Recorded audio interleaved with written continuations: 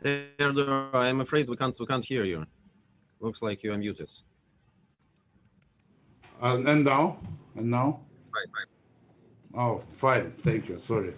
So, good morning, everyone. As you already know, we start regular press conferences on current issues of global and UN agenda, and we are going to do it at least once a month. Today, we are having our first Deputy Permanent Representative, Dmitry Polyanskiy, as a briefer. He will answer questions which you have sent us in advance. Thank you so much for that. And then I will pick them up from our chat. Ambassador, please go ahead. Thank you very much. Can you hear me? Yes, I think everybody hears me. Thank you very much. I'm very glad to see all of you here. Of course, I would have preferred to see you in person, but we can only dream about this change for everybody. I hope it will be coming soon. So we indeed decided to try to be at least more transparent for the journalist community, because we know there are a lot of questions, a lot of issues, and we have in mind holding at least once per month this kind of press briefings. It's an open briefing, so everything I say can be quoted. I would appreciate very much if you could send me your questions in advance. Then I will have the opportunity to be better prepared and to give you more detailed answer. I also can't exclude the situations when I will not be able to answer some very detailed question from your part that requires additional preparation. Then I will revert to you later. So I count on your understanding. Otherwise, you're most welcome. There are no taboo topics today. You can ask whatever you want, and I will try to answer these questions. For a start, I will make a short introduction, and then I will first and foremost answer the 8 questions that we have received in advance from you, and then there will be questions and answers time. So today is the International Holocaust Remembrance Day. We can't avoid making reference to this. You know that Russia attaches special attention to this issue. Every year we promote a resolution which deals inter alia with this matter, which is adopted by a large majority of members voting in favor and only 2 voting against. I would like to bring to your attention the fact that we, on the 25th of January, we sent a letter to Secretary General referring to the Holocaust Remembrance Day. And in the attachment to this letter, we attached a compilation of tweets by the head of Ukrainian Jewish Committee, Edward Dolinsky. And these tweets illustrate very numerous concrete facts of heroization of Nazi collaborators in Ukraine. I don't think we should tolerate this trend, and everyone can now read this document. It received number 81 from this year. I will not dwell into detail.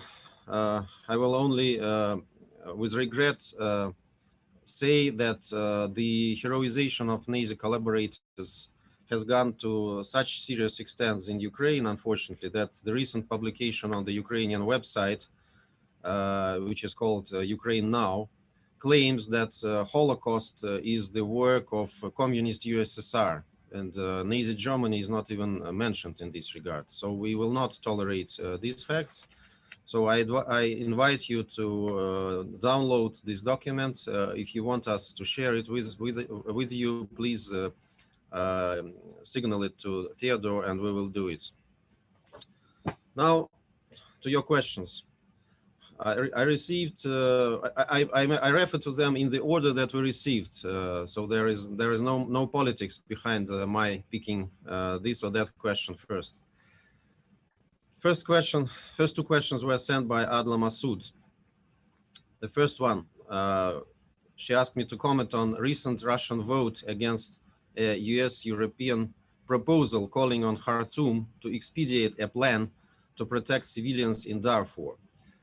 I need to say that the formula in the question seems a little bit distorted because we didn't vote against any US-European proposal in this regard. I assume that you might be asking about press elements that were not adopted after the relevant meeting, but there is no significant disagreement between us and our Western colleagues. We all think that the recent clashes in Darfur that resulted in death and injury of civilian population are regrettable and deplorable. But at the same time, we note that contrary to previous years, these events were closely followed by Sudanese authorities, and these clashes were of purely intercommunal nature. It's long-term animosity between farmers and herders. And that's, we think that there is not, this situation is not something unusual that should be addressed by the UN. And Khartoum reacted to these developments promptly and responsibly. So we don't think we need to do anything extraordinary in this regard, and we need to give to the local authorities opportunity to prove that they are capable for taking care of their population. That was the reason behind us objecting to the press elements to be adopted. So we don't think that it was relevant and timely action from the Council at this moment. The second question from Adla was, how do you see the future of cross-border aid mission to Syria? Well, it depends on how we deal with this issue from now on. If you follow our briefings on humanitarian and political situation in Syria, you will note that each and every time we express dissatisfaction with the fact that we have the impression that Western countries and some of the agents on the ground, actors on the ground, try to hinder the opportunities for cross-line deliveries to the population in need. And we think that the future of humanitarian aid in Syria is in cross-line deliveries. We stressed that when the cross-border mechanism was created in Syria in 2014, the situation was totally different, and the country couldn't control much of its territory at this regard. But of course, now Syrian government is in control of much bigger part of its territory. And we, at the same time, agree that the Syrian authorities do not control its entirety, and that's why we were flexible enough last time when the issue of prolongation of cross-border mechanism was raised. We now have one border crossing, but we stressed repeatedly that if Western countries artificially block the issues of cross-line deliveries, it will not bring us to the solution that they want on cross-border mechanism, because this mechanism is still very bad for sovereignty and territorial integrity of Syria, and we will not support its existence indefinitely. And we don't see any genuine efforts to use the existing opportunities for cross-line. For example, there is a convoy by International Red Cross that is ready to come to Idlib, and the Syrian authorities have given all the necessary authorizations to it, so green light from Syria is already there. The green light was given in April last year, but since that time the convoy is not moving, and we see this situation very seriously. We think that it reflects the lack of desire to promote cross-line, and of course it might affect our approach to the expected prolongation of cross-border mechanism in the middle of the summer of this year. Another question was from Celia de la Verne. Do the Russians still have military advisors in Central African Republic? As I believe you sent 300 of them.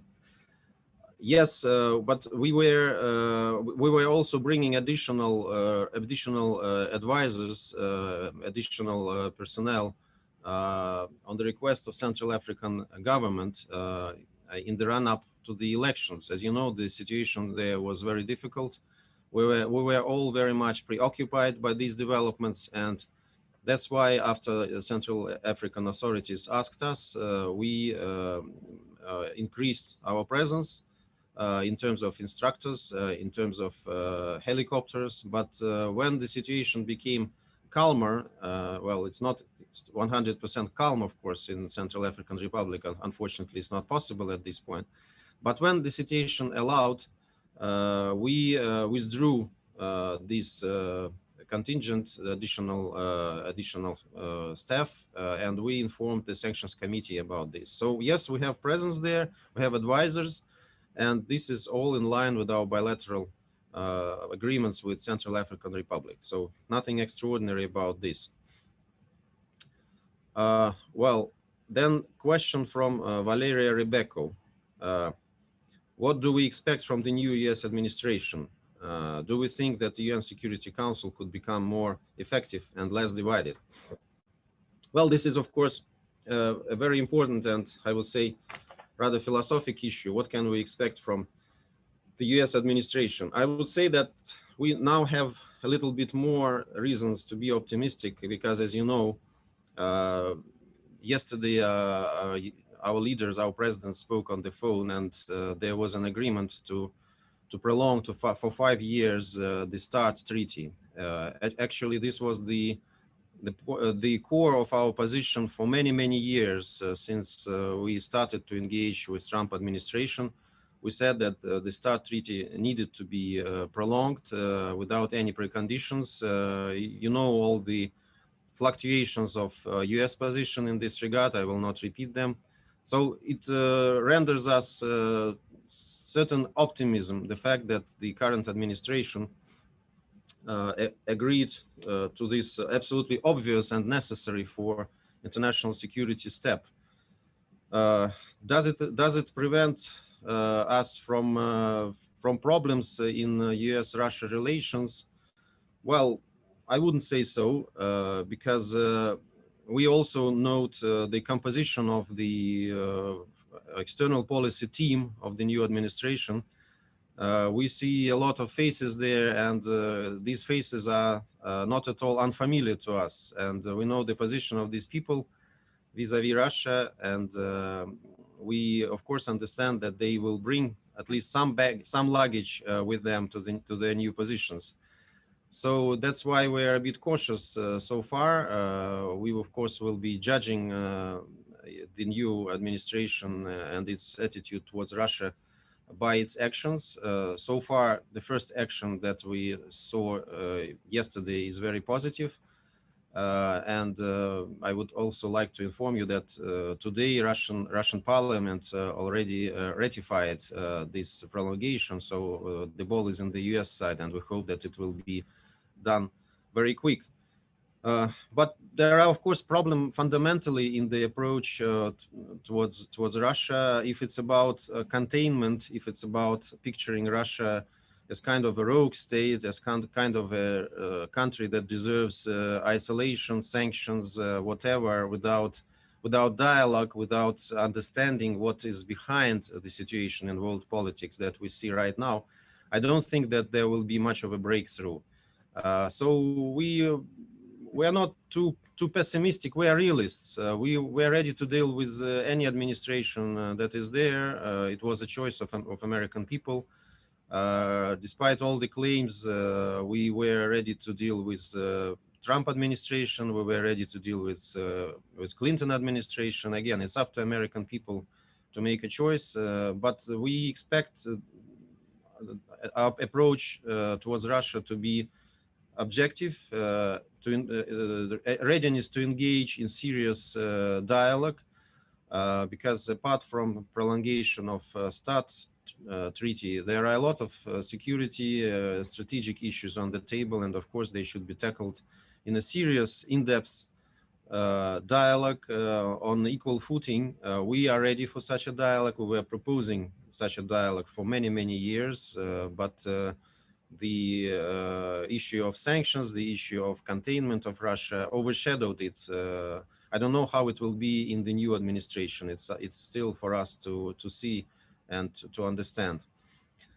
So we are cautiously optimistic because of yesterday's discussion, but of course we will be judging our American colleagues by the things they do and by the things they declare.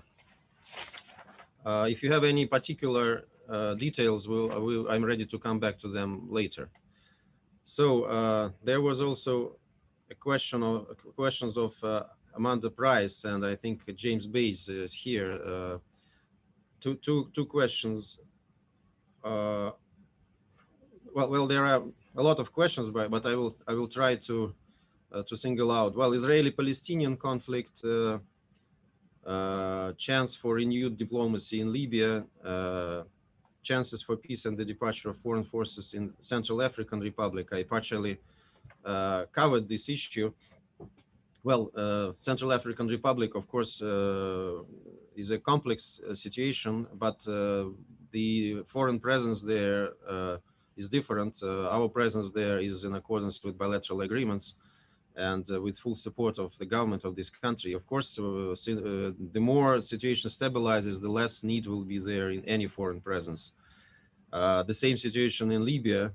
There are chances for breakthroughs in Libya, and you know that recent discussions in Geneva brought out very optimistic results. We are still looking for the detail because for us the core approach to Libyan situation is of course inclusivity. I think we already stepped on this minefield several times when we were trying to ignore position of certain Libyan fractions, and then it backfired. So we need to avoid this situation. Now we need to avoid the scenario when the agreements are being presented as universal and comprehensive, and some important fractions and actors are not satisfied with them, because it will at the end undermine our whole effort.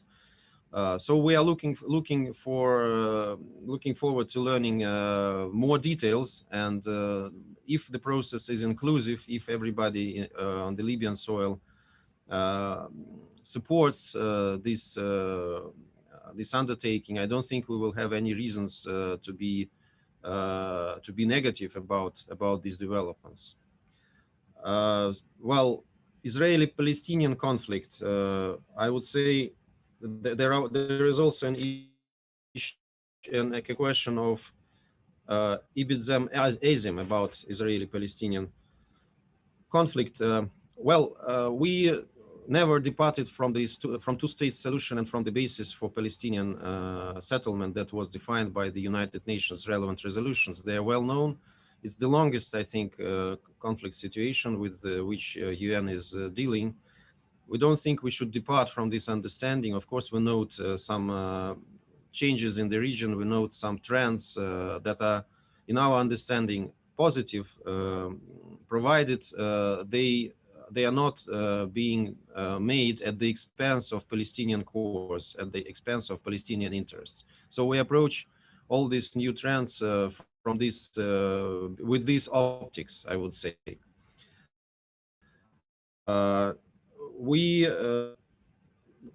The question was that yesterday our foreign minister, when he was speaking in Security Council, he launched several initiatives. I say that they are completely new. For example, the issue that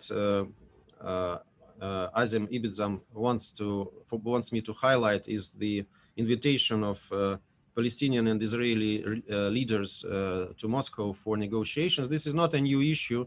It has been on the table for quite a while already, so invitation is open. They know about it. The moment they are ready, they are most welcome to Moscow because, well, the two sides need to speak, of course. The dialogue is a solution. If there is no dialogue, I don't think there will be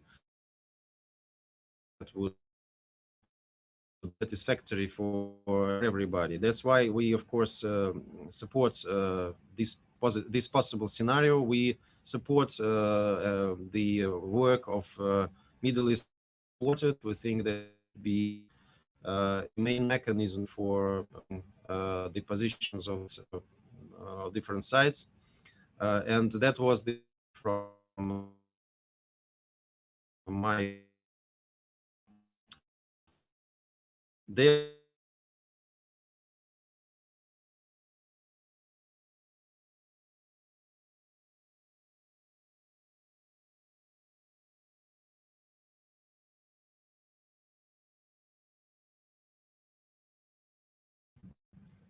I think I was disconnected. Yolanda.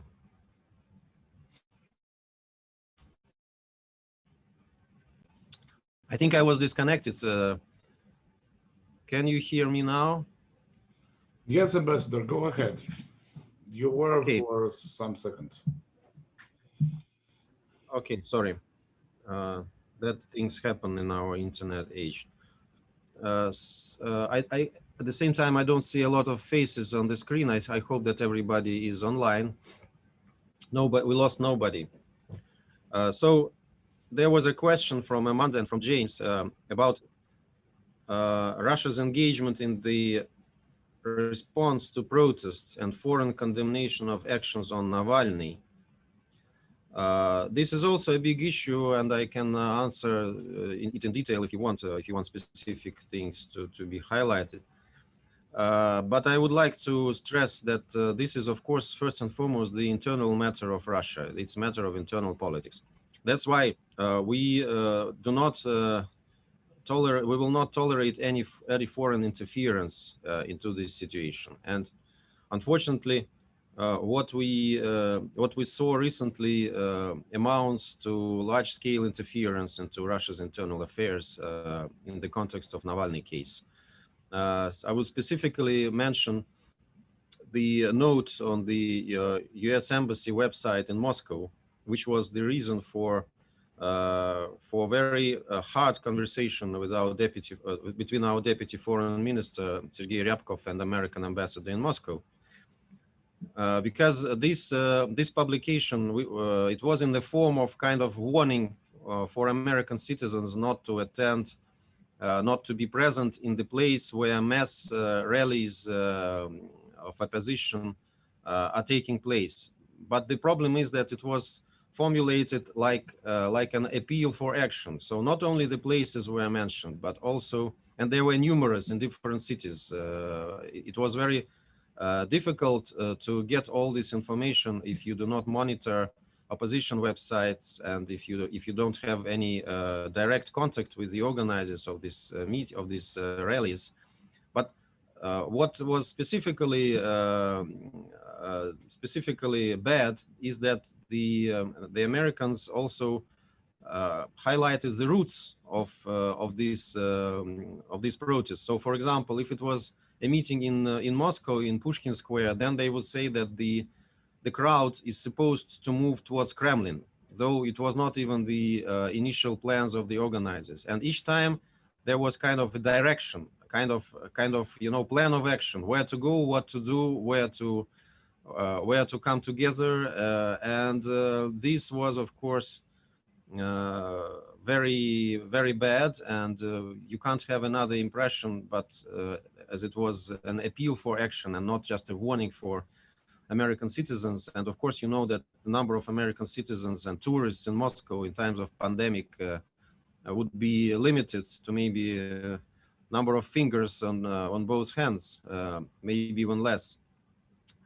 There are other examples, and I would also say that there is exaggerated attention to this issue, which is domestic, which is internal, and there is exaggerated and falsified, I would say, information about alleged police brutality towards protesters.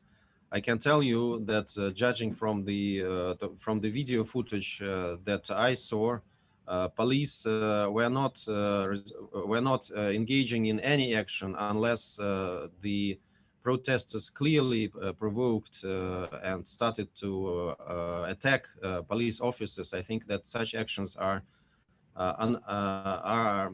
not tolerated in any countries. So why I say that it is over-exaggerated, because of course we saw recently many examples of protest actions. They continue in the United States right now, though of course they are not in the limelight. There was a very brutal facing of demonstrators by the police in the Netherlands, and the footage that we saw is really appalling. There, of course, I can't avoid referring to the situation with the assault on the Congress. I'm not saying this to say that we support all these actions. Far from this. We think that we as international community, we should have some unified approach. So if somebody protests, it's of course his or her right to protest, but it should not be viewed as right to attack police officers and to break law and order, to engage in some kind of looting activities. No country will tolerate this, and Russia is not an exception. So I appeal to everybody to approach this issue from this position. I don't think I need to make any reference to the Navalny case, so-called Navalny case as such. If you have such an interest, please let me know. There was also a question from Rhonda Hoban. It's rather specific, and it's about Secretary General signing a partnership agreement between World Economic Forum and an organization promoting multi-stakeholderism and the UN. And does Russian Federation feel that the membership of the UN should be the judge of whether such a partnership is appropriate for the UN, or is it adequate for Secretary General to make such a decision? Well, it depends on what are the consequences of such an agreement. Frankly speaking, I can't claim that I know a lot of the detail about it. But of course, Secretary General has the right to sign agreements on certain issues. If it affects the prerogatives of member states, he usually is a very disciplined man, and he consults UN membership on this. This was not the case. As far as my experts told me, that this strategic partnership framework was signed in June 2019. We heard that there were certain concerns expressed by the civil society regarding the alleged increase of influence from multinational enterprises controlled forum on the UN Secretariat. We don't think that this agreement poses a challenge to the intergovernmental nature of the UN. It has and will be the core element of its unique legitimacy. We know that there are discussions in the UN since the beginning of the 90s about engagement of relevant stakeholders from private sectors, civil society, and academia. General Assembly recognized the importance of benefits of continued interaction with the international community along these lines. So we recognize the value of continuous efforts, especially amidst the deepening economic crisis, to mobilize additional financial resources for development and implementation of Agenda 2030, especially in the case of least developed countries. And we think that the move that I am being asked about goes in this direction. So we will, of course, follow closely what will come out of it and judge the consequences from really what will be happening. That ends my part of prepared questions and answers. I would be ready to take any more. We have about half an hour. I think we should be disciplined and limit our press conferences to 1 hour, maybe 1 hour, a little bit more. So I count on Theodore. I think you have already certain requests for questions. Thank you, Ambassador. According to our chat, we have few requests. First, Pamela Falk, CBS. Thank you so much, Ambassador, for the briefing. My question is a follow-up on the New START agreement. Both your president, Putin, and the US President Biden put out statements that there was agreement to move forward on an extension of New START, but there were seem to be some differences that have to be worked out before February 1. Can you clarify that? Thank you so much. I think it's not about February 1, but February 5. As far as I know. February 5th, yes. Yeah, but you're right, Pamela, that there was a certain kind of controversy because when there was an announcement, political announcement from Biden that the new administration is ready to prolong the START agreement, I myself tweeted the devil is in the details, because if there are any conditions to that, especially the ones that we heard from the previous administration, that would complicate the whole thing. But as far as I understand, there was a certain exchange between our foreign ministries, and also in the conversation of our presidents yesterday, to which I referred. It was clarified that American side does not insist on any preconditions, so it's a mere prolongation for 5 years, and that was the scenario that we promoted from the very beginning. That's why I frankly don't see any obstacles, and I repeat that on our side, our parliament today already completed this procedure in a very expedited way. We hope that American side will also be expedited, and we will not miss the deadline of 5th of February the 5th. We still have some time. Having said this, does not deprive us of the possibility of a more all-embracing dialogue on strategic issues that we are ready to wage. We are ready to engage in any conversation on strategic issues, on arms race. You know that the system of arms control has suffered some heavy losses recently. One of the latest victims was Open Skies agreement. We didn't see any benefit on remaining in this agreement after United States withdrew from it. It makes absolutely no sense for us, and it becomes unbalanced in this regard. I hope you all understand the reasoning. Well, INF treaty was also a victim. So it's very good that we are now, with the START treaty, we are now showing that the trend is now starting to be a bit different, and hopefully this will bring about more results, more agreements on arms control, on strategic issues, and first and foremost, more discussions, because without discussions, there might be no agreements. Through accusations, through blackmail, through campaigns, it's difficult to achieve anything, and it serves only to absolutely opposite results. I hope I answered your question, Pamela. Yes, you did. Thank you, Ambassador. Okay, next question goes to Toby from NHK. Hi, Ambassador. Thank you very much for the briefing. It's a good segue, actually, because my question is just, you mentioned that we've seen the demise of INF and Open Skies as well, but I was hoping you could talk about what Russia hopes to achieve within the field of disarmament more generally ahead of the NPT review conference this year. And if you could remark a bit about the nuclear ban treaty organized by civil society. How does Russia view this treaty within the broader non-proliferation regime? Thank you very much. Thank you, Toby. Well, I will try to answer this question in as much detail as I can without previous preparation. But I can tell you that the Comprehensive Nuclear Ban Treaty is, of course, a very beautiful slogan. It's a beautiful initiative, but unfortunately, it can't lead to the results that the countries involved are having in mind when launching this initiative. The issue of banning of nuclear weapons, of riddance of nuclear weapons, I would put it this way, are not resolved by such initiatives, because, as you know, all the nuclear powers, as far as I am informed, all the nuclear powers reject such an approach. We think that there should be some consensual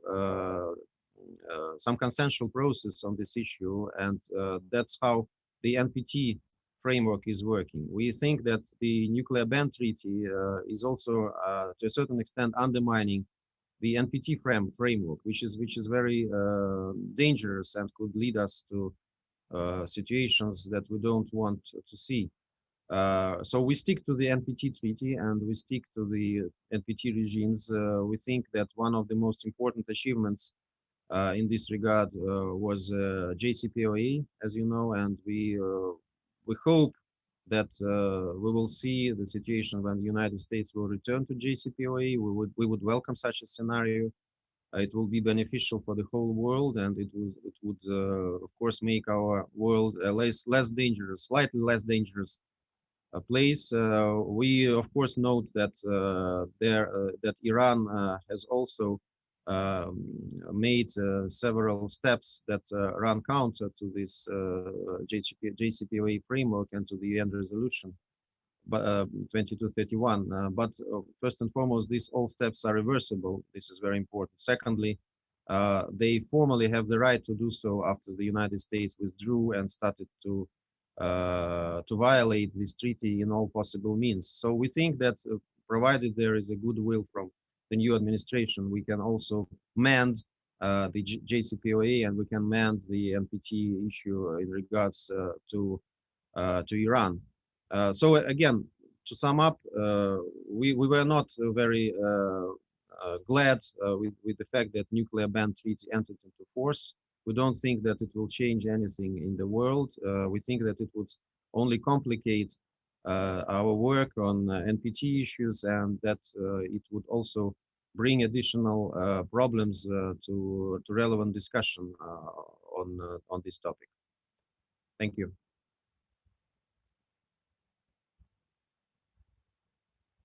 Fedor, we can't hear you. Yeah, I'm here. Thank you, Ambassador. Edith Lederer, please. Thank you so much, Mr. Ambassador, for doing this. And I know we're all delighted that you're planning to do this regularly. I have a couple of follow-up questions. First, on CAR, on the Central African Republic, you took out these 300 instructors and some equipment. How many military instructors and people are still in CAR? And secondly, on President Putin's discussion yesterday with President Biden, the White House said that President Biden raised several other issues, including Russia's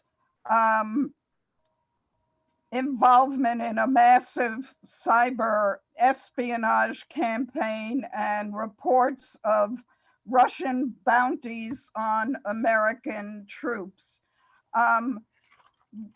We didn't hear any reaction from the Russian side on those issues, and I wonder if you could comment on those. And as a follow-up on what you just said about the JCPOA, does Russia support the idea of any kind of a follow-on agreement if the US actually does rejoin the original JCPOA with no changes? Thank you. Thank you very much, Edith. So about I will try to be as short as I can. On CAR, frankly, I have no idea how many people we have there and instructors, really. I know that our task there is limited to the preparation of national army, national forces of this country, because we think that in order for a country to be sustainable, it should really be able to defend itself and to raise from its knees to its feet. That's what we are doing. And my impression is that the detachments that were prepared by Russia, by our instructors, played a very important role in the defense of the sovereignty of this country in the run-up to the elections. We don't think that we are the only player there. We think that we are cooperating with the first and foremost European Union in this regard, with France.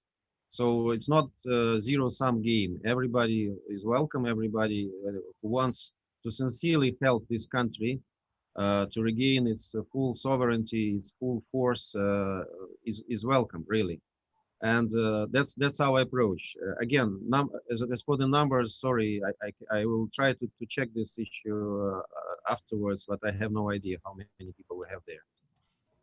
On Putin-Biden conversation, well, we understand that any American politician, any American leader who is now engaging with Russia, or I don't know, with China, has a certain luggage of issues which he is supposed to flag, and I think that's this situation. I don't know, frankly. I haven't seen the transcript whether these issues that Jane Psaki mentioned were raised by President Biden. I assume they were.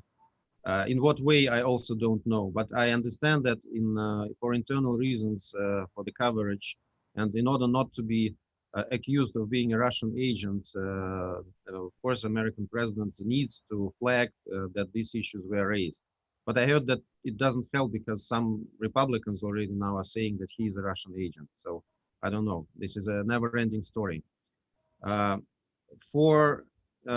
for the accusations themselves in cyber espionage, you know, this is a never-ending, highly likely situation about these Taliban bounties, about everything. We haven't seen the proofs because there are a lot of allegations, but there are no proofs. There are no facts.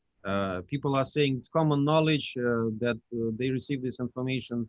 And when we ask for details, they say they are classified and they can't share it with us, or they can't share it with us because we do not deserve sharing it, and somebody can make a conclusion behind our back.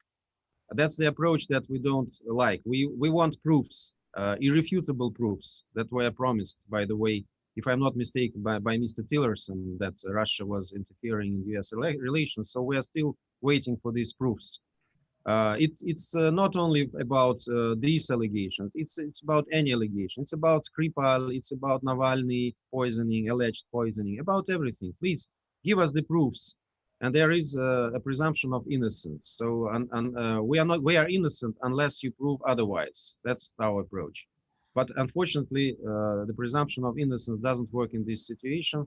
People are claiming that Russia should prove that it is innocent and dissuade all the allegations. This is a wrong approach. In particular, about this meddling of US elections, cyber espionage, hacking, and so on, I would refer to our initiatives that are on the table. And the American side, I think, is considering or is supposed to consider them.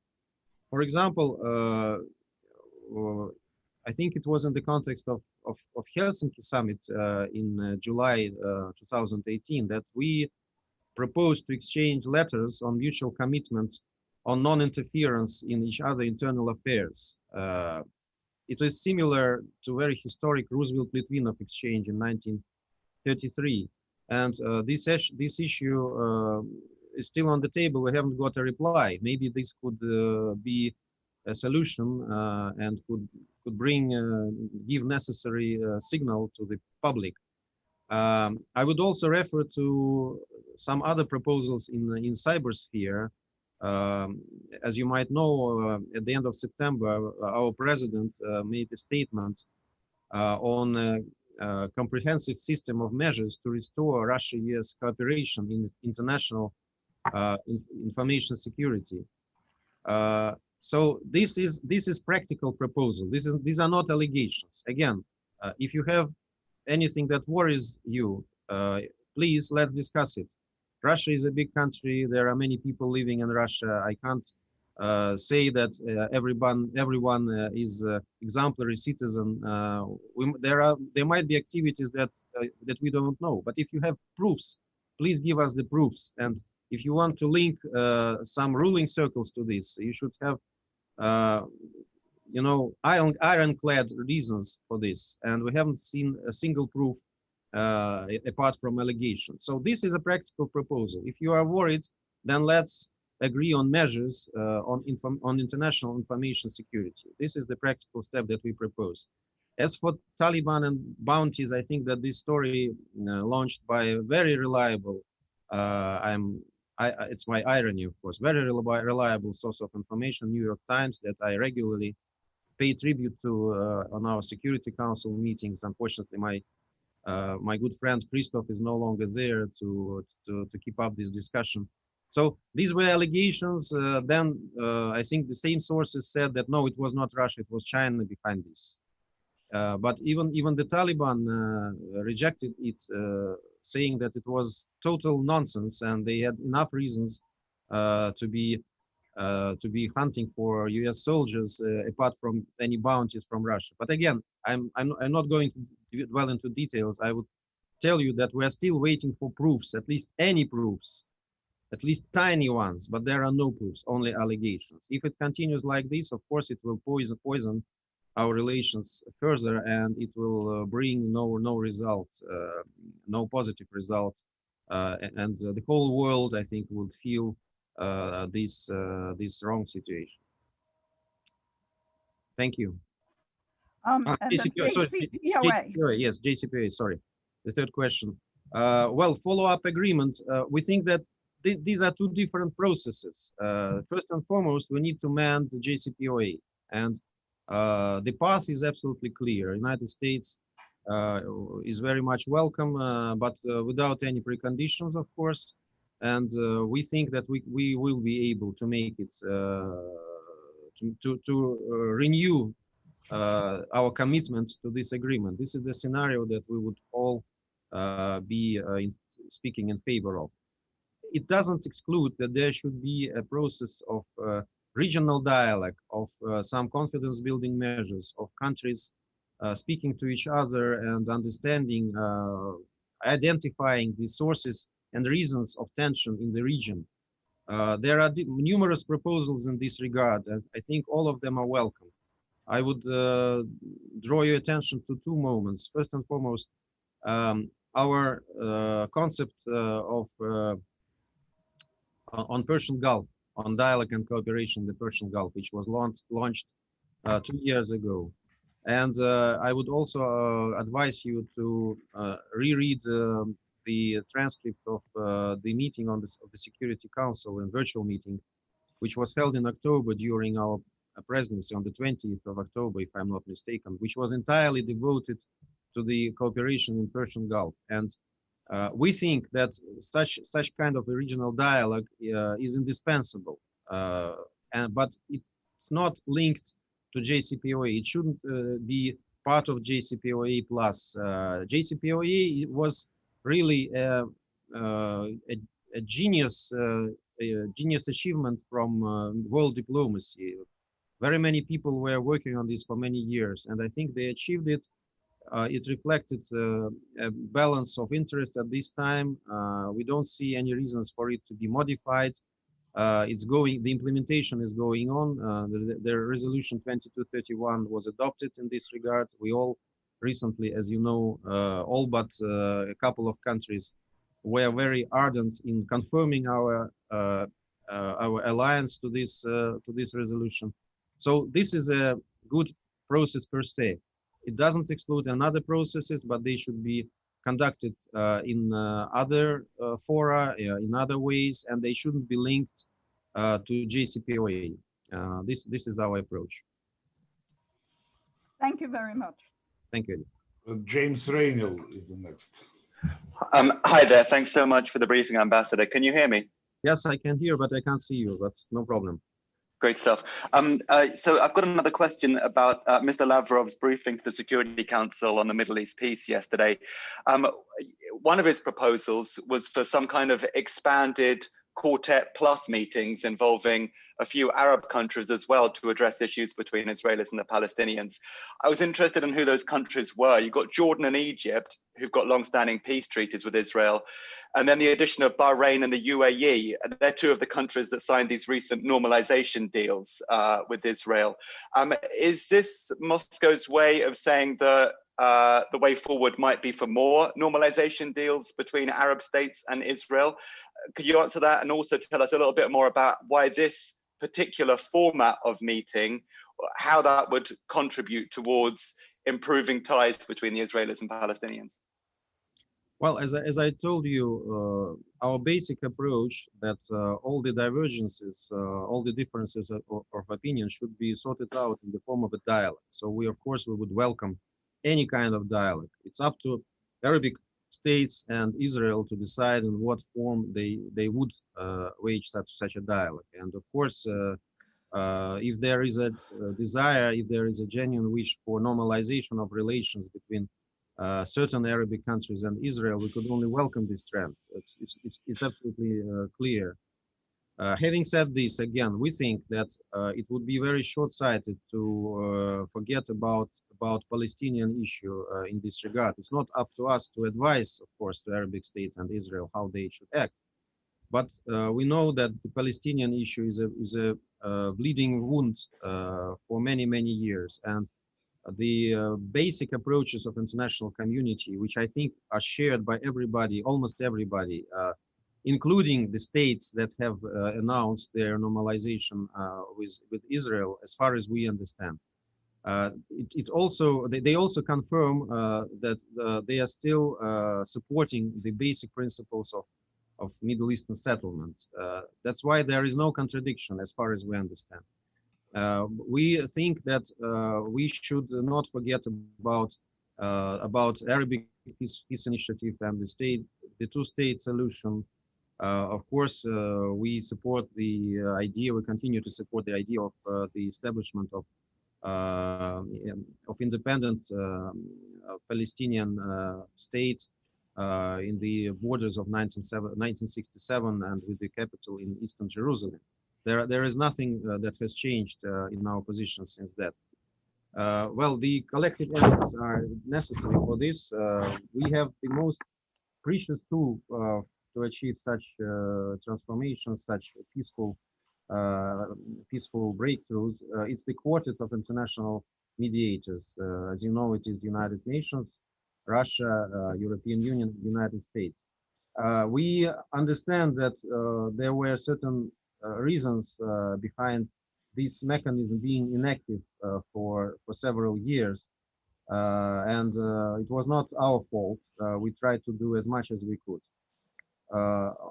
Now we see some encouraging signals from the new administration that it would be more devoted to collective effort, to collective formats. And we think that the quartet is the most becoming framework for this.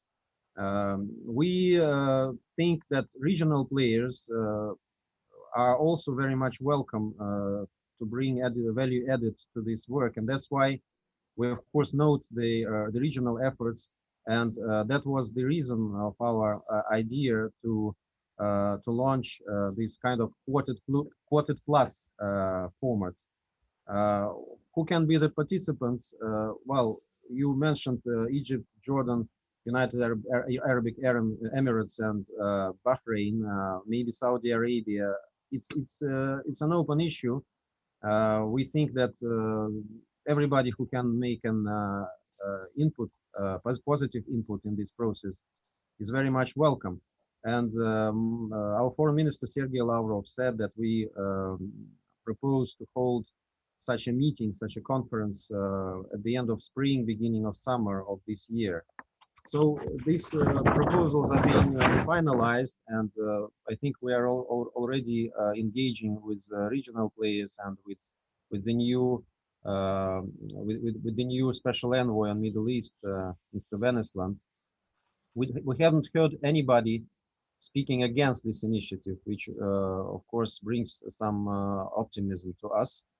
Of course, again, the key issue that needs to be solved right now would be the attitude of the new administration. Apart from encouraging initial signals, there are no practical moves so far. As long as we see these moves, as long as United States hopefully will appoint some representative in this quartet format, we can move forward with more substance and with more dynamics, I think. Thank you. Thank you, Ambassador. Nabil Saab, you're the next. Thank you. Thank you, Theodore. Thank you, Mr. Ambassador. My question is on Iran nuclear deal. So how do you see the scenario for the US to engage again in the nuclear deal, and also for Iran to come back to its obligations according to the deal? Do you have any scenario in your mind? What's the first step you think should be taken from what side? And can you, I mean, do you know any information about what's happening now behind the scenes? Is there any talks happening or preparations or a mediation maybe to bring parties back to the table? Thank you. Thank you, Nabil. I would say that the most important venue for these efforts would not be New York. It would be rather Vienna, of course. So everything that you are asking about is written in JCPOA itself. As we see it, the first step, of course, would be the clear expression of the United States to come back to JCPOA. This is indispensable. And again, we think that it would be counterproductive to frame it with any preconditions towards Iran. For example, we would return if Iran, and then the list can be very long. The fact is that, as I told you, all the deviations that Iran has pursued in line with JCPOA are foreseen in the JCPOA. It's not that it's something from the sky. There are concrete articles. I don't have them now in front of me, but you will find them, which formally allows Iran to take such steps. And I can assure you that Iran could have taken more radical steps. It was not defined what was the scope of this possible deviation. So Iran's reaction, it's my personal assessment, but some of my colleagues also say Iran's reaction was very moderate to this regard. Of course, Iranians don't like such situations. They absolutely clearly saying that it was that the reasons for all these problems is the decision of Washington, which is true, to withdraw, and that's why the first step is for United States to clearly say we're back in. Then it should be discussed in Vienna in the framework of JCPOA, and the second step would be for Iran to say what will Iran do, how it will respond, and how these steps that were taken within the framework of JCPOA will be reversed.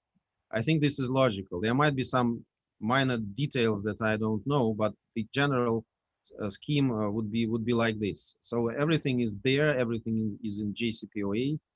We are waiting for the concrete steps from the new administration to confirm its desire, its wish to return to JCPOA. We hope that there will be no preconditions that would nullify this desire, and then we're looking forward. And I think it will be our colleagues in Vienna who will be playing this game in accordance with the rules that are very clearly defined, this JCPOA. So we will only watch, and then at some point of time, the ball will come here to New York, but I don't think it will be, hopefully, not in the nearest prospect.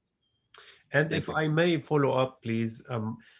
I mean, you already said minutes ago that all other issues should be discussed under maybe different frames, but it is obvious that the nuclear deal did cause consequences in the region, and that Iran approached the region in a different way after the deal, and it expanded its influence militarily and politically.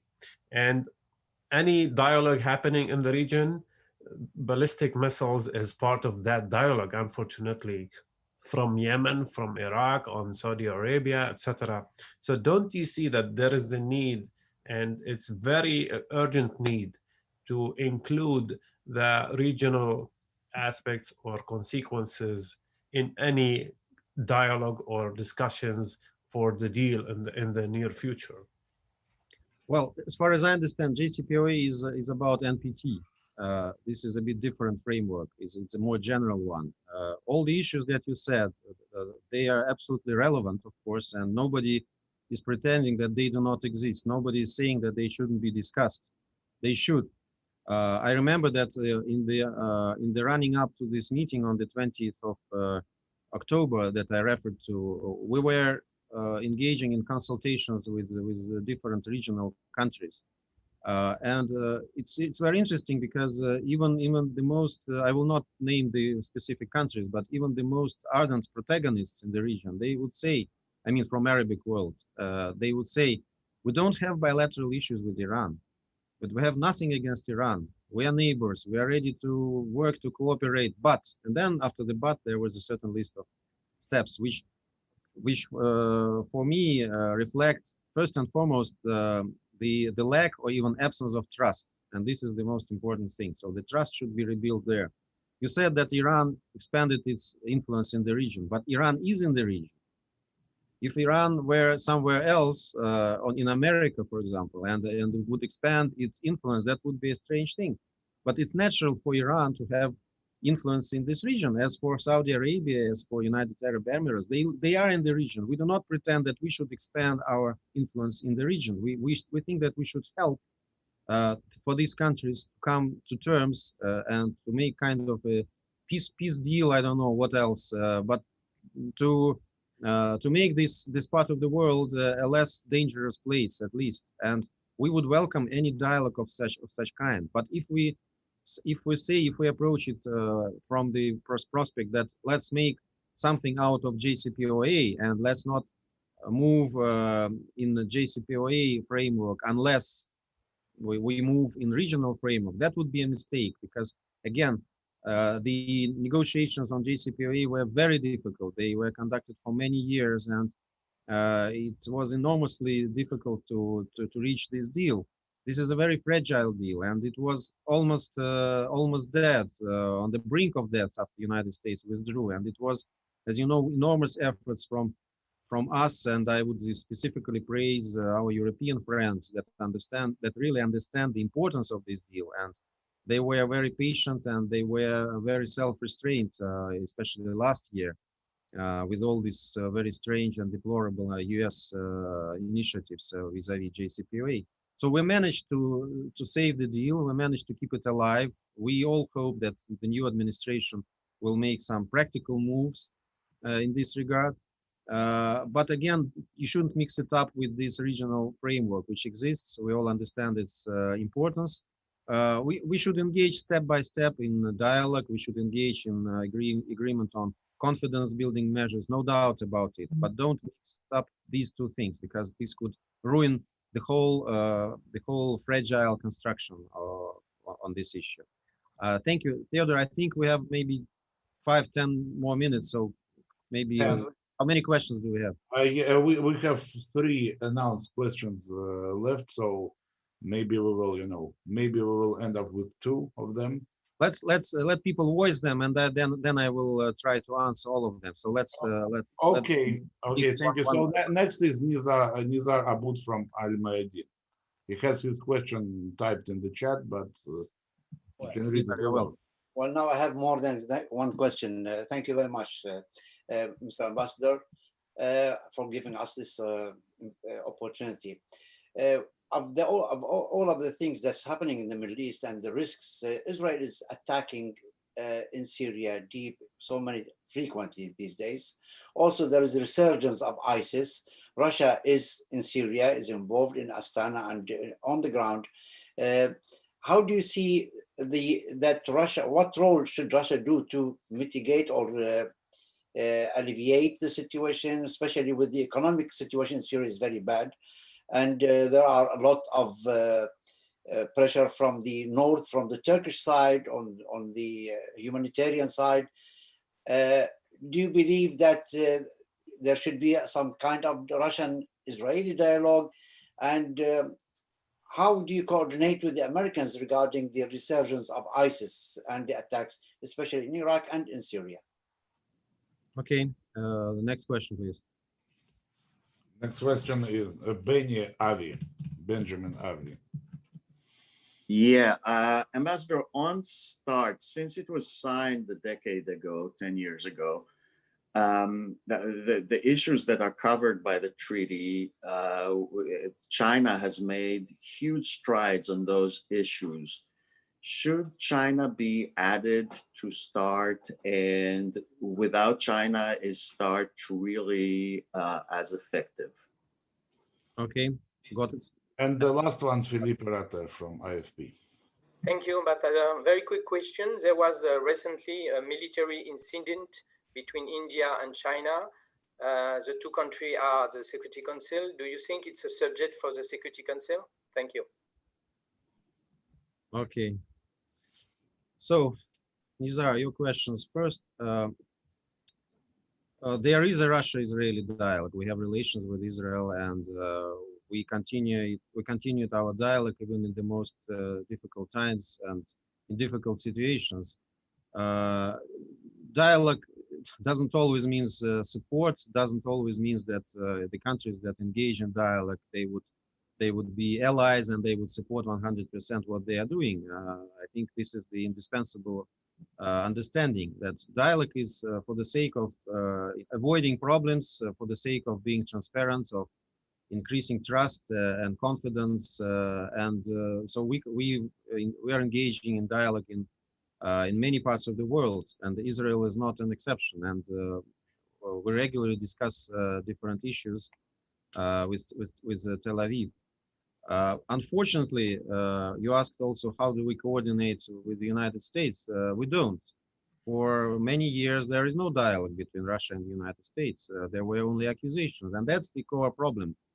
That was the problem, that we were making proposals, and they were at least ignored or criticized, or then there were new accusations vis-a-vis Russia that, in the eyes of Americans, made this dialogue absolutely impossible. That was the line of the previous administration, which is claimed to be kind of friendly to Russia. I don't know why. Nobody could explain to me why this administration was friendly to Russia. Because allegedly we chose this president, also there are allegations. So we would be such a fools to choose such a president who would be as friendly to us as Mr. Trump was.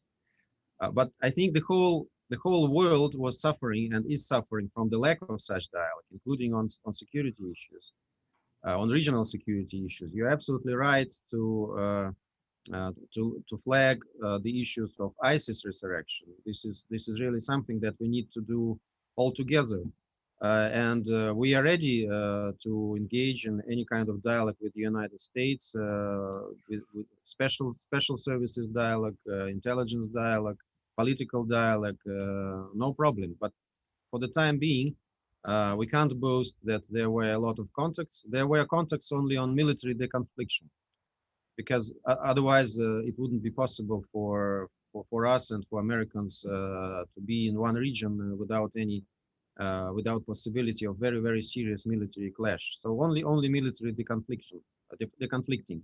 That was the core of our dialogue, unfortunately. Well, how to help Syria? Russia is helping Syria. Russia will continue to help Syria in its legitimate right to restore its territory and national sovereignty, no doubt about it.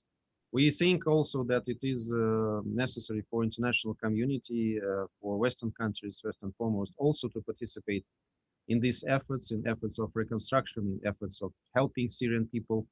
We repeatedly raised the issue of coercive measures and sanctions against Syria and against some other vulnerable countries. Let's put it this way, which make the sufferings of these of these people much worse. We think it's absolutely hideous thing that such sanctions exist. We are not speaking about ourselves, about sanctions against Russia in this context. We're speaking about states that are being most vulnerable and most affected. Syria is one of them, and we know that a lot of humanitarian agencies, they say that they can't interact, can't conduct their work because of these sanctions, because they can't get bank transfers, they can't engage in signing contracts with other organizations, because they are all afraid of being targeted by the sanctions. That's why when our American and European friends are saying that they have targeted sanctions, this is totally not true. And we gave them concrete examples, and also UN rapporteur on the consequences of sanctions, Mrs. Duhan, made special reports in this regard. This is all open, and you can take the information from there. So on START treaty, isn't it time for China to join? Well, China, it's up to China to decide, first and foremost. We can't force this country to join any discussions that it doesn't want to join. But the problem is not in China right now. That was the core problem for us with the Trump administration on the START issue and on the issue of strategic stability. If you take the numbers, if you take the real situation on the ground, it's absolutely no doubt that it is the problem between Russia and the United States. So it's up to us to engage in this dialogue, to sort out the issues, and to limit the possibilities for developing and producing such weapons. The numbers are absolutely overwhelming in the case of Russia and the United States. If it's about more broader context of strategic negotiations, of course, we should mention then not only China, we should mention some other nuclear powers, first and foremost, United Kingdom and France, to join such a discussions. But this is also only a theoretical exercise. So far, nothing practical is being done in this regard, and the most pressing issue is re-engagement of Russia and the United States in kind of strategic dialogue. The hopeful success and prolongation of START will give a new boost to these efforts. There are a lot of other initiatives. For example, we proposed to make a joint statement on inadmissibility of a nuclear war. I think this would be a very good scenario, and it would bring us to the spirit of the detente at the end of the 80s.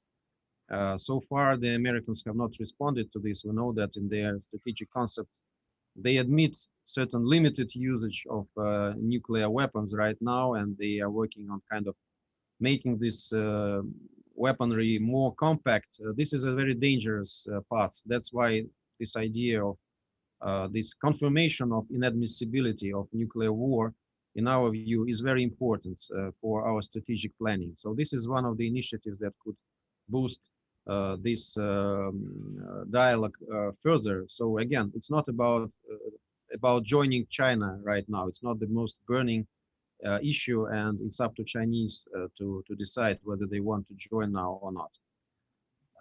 About India, China, well, we are all very worried, of course. These are two neighbors, two very big neighbors, and two nuclear powers, and of course we want to avoid any incidents between them. We think that they should first and foremost decide and discuss these issues in bilateral framework.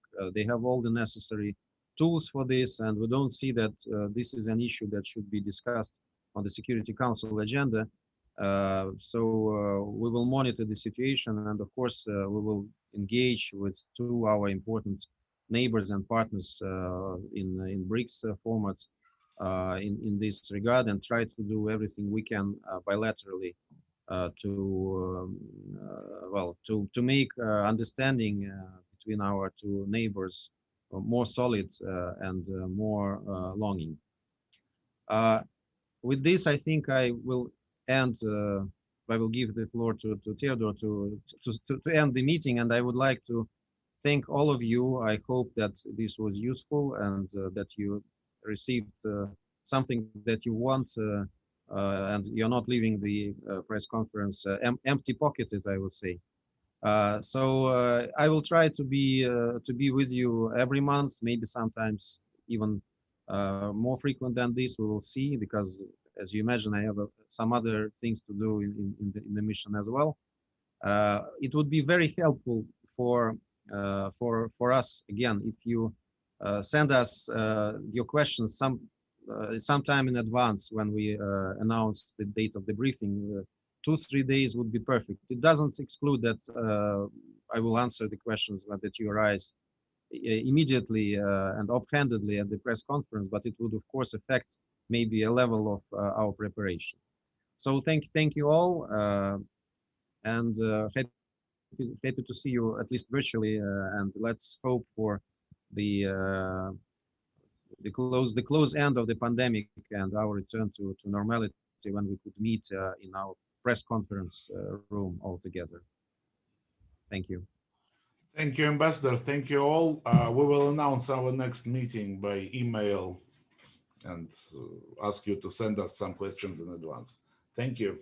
Thank you, Ambassador. Have a good day. Ambassador. Thanks, Fyodor. Thank you, Theodore.